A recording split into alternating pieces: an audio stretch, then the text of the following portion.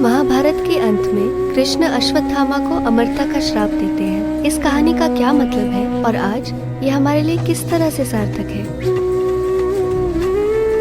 आप में से जो लोग प्रश्न को नहीं समझ पाए हैं वो अश्वत्थामा के बारे में बात कर रही हैं।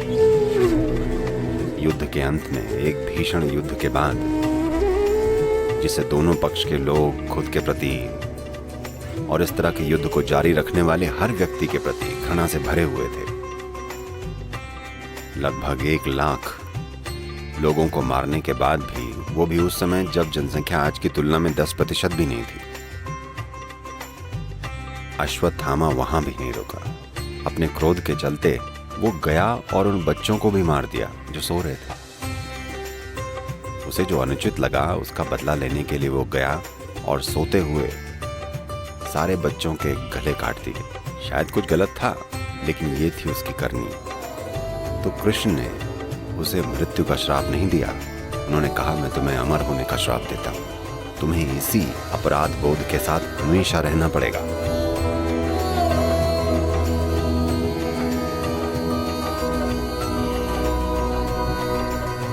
तो उसका क्या परिणाम हुआ? मुझे लगता है वो सारे के सारे यूनाइटेड स्टेट्स में अश्वत्थामा बनकर प्रकट हो रहे हैं, जो स्कूलों में जाकर बच्चों को मार रहे हैं। हाँ? वो यही है। नहीं तो कोई स्कूल में जाकर सब कुछ छोड़कर बच्चों को क्यों मारना चाहेगा? कोई कम से कम बड़ों को चुन सकता था। मैं ये नहीं कह रहा हूं कि वो बेहतर होता, लेकिन मैं कह रहा हूं कि ये स्पष्ट रूप से अश्वत्थामा का मूर्त रूप है, क्योंकि आप किसी चीज से नाराज हैं, आप जाते हैं और उन बच्चों को मार देते हैं जो सो रहे हैं। तो ये कुछ ऐसा है जो आपको समझने की जरूरत है, क्योंकि जैसे ही आपके पास थोड़ा सा पैसा और आराम आ जाता है, आप हमेशा के लिए जीना चाहते हैं। लेकिन वो सबसे गंदी चीज है जो आपके साथ हो सकती है कि आप मर नहीं सकते। हेलो, मैं चाहता हूं कि आप बस इसकी कल्पना कीजिए, आप यहाँ लाखों साल बाद भी बैठे हैं। मैं जा चुका हूँ, हर कोई जा चुका है, लेकिन आप अब भी यहाँ बैठे हैं। ये सबसे बुरी चीज है ना? आप भी समय पर मरिए। शायद आप मेरे बाद मरना चाहते हैं, मुझे मंजूर है, लेकिन आप भी एक दिन मरें, ये एक अच्छी चीज है। आप मर ही नहीं सकते, ये बहुत भयानक चीज है ना? तो उन्होंने उसे सबसे भयानक चीज का श्राप दिया। उन्होंने कहा, तुम्हें हमेशा इसी पाप के साथ जीना पड़ेगा। तो आपको ये समझना है कि जब कृष्ण बोल रहे हैं, यहाँ तक कि जब वो अपने बारे में बात कर रहे हैं, मैं, तब वो खुद को एक व्यक्ति के रूप में नहीं बता रहे हैं। वो खुद को एक गुण के रूप में बता रहे हैं, खुद को एक चेतना के रूप में बता रहे हैं। इसलिए जब वो अश्वत्थामा को भी श्राप देते हैं तो उनका मतलब इसी चीज से है। इसका मतलब ये नहीं है कि वो व्यक्ति हमेशा जिंदा रहने वाला है।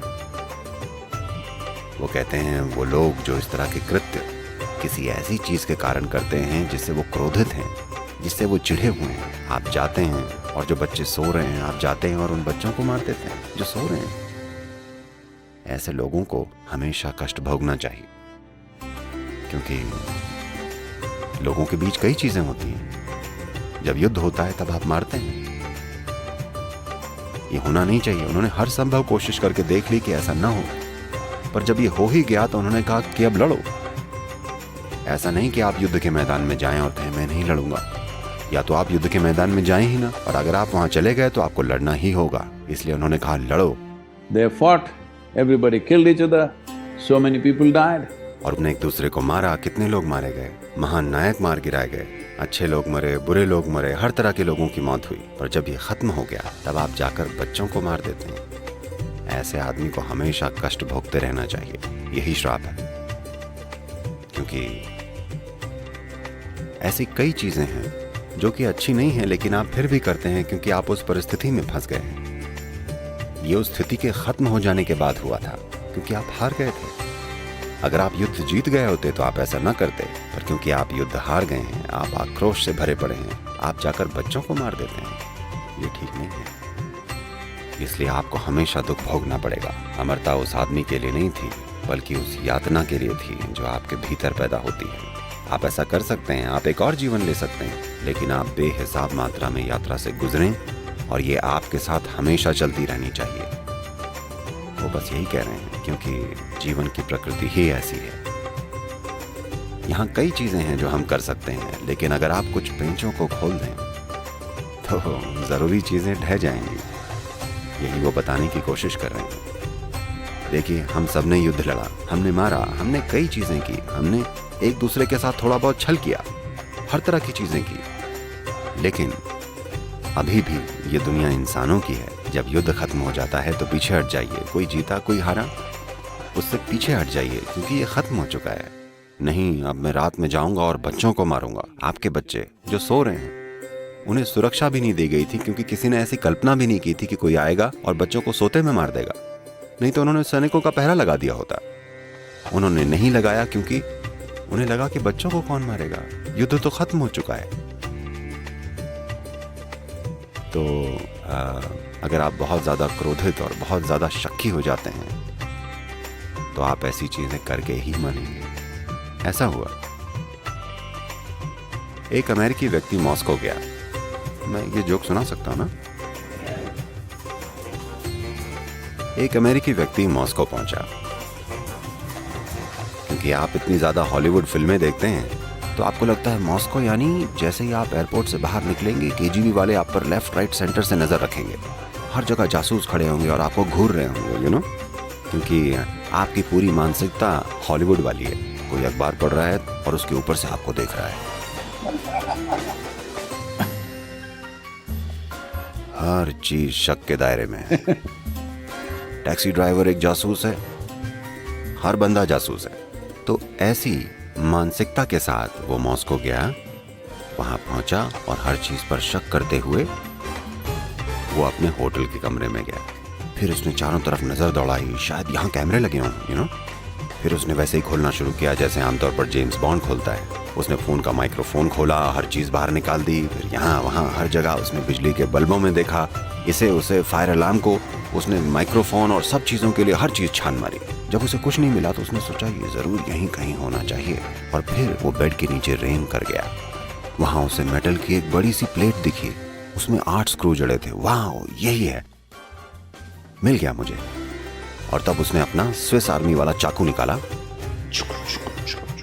उसने बड़ी मशक्कत के साथ उसके सारे स्क्रू खोले। इसमें थोड़ा समय लगा। उसने सारे स्क्रू खोलकर धातु की प्लेट उठाई और उसे खिड़की से बाहर फेंक दिया।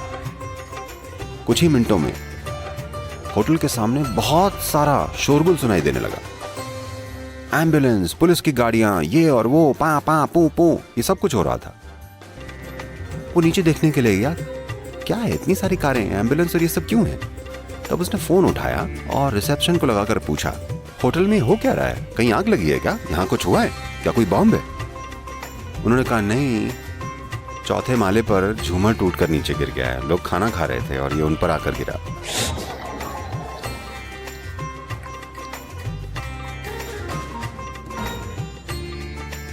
तो कृष्ण कह रहे हैं कि कुछ खास पेंच हैं जिन्हें छुइए मत। अगर आप उन पेंचों को छुएंगे तो चीजें आप पर गिरेंगी हमेशा के लिए। तो वो अश्वत्थामा को राहत नहीं दे रहे, बल्कि सब लोग जो उनके खिलाफ लड़े, जिन्होंने अपने जीवन में भयानक चीजें की, उन्होंने कहा ठीक है, एक मनुष्य के रूप में आपको गुस्सा आया, आपने घृणा की, कुछ भी किया, चलिए ठीक है, आपके लिए रास्ता है। लेकिन उन्होंने कहा इस आदमी के लिए कोई रास्ता नहीं है, इसे हमेशा ऐसे ही जीना पड़ेगा।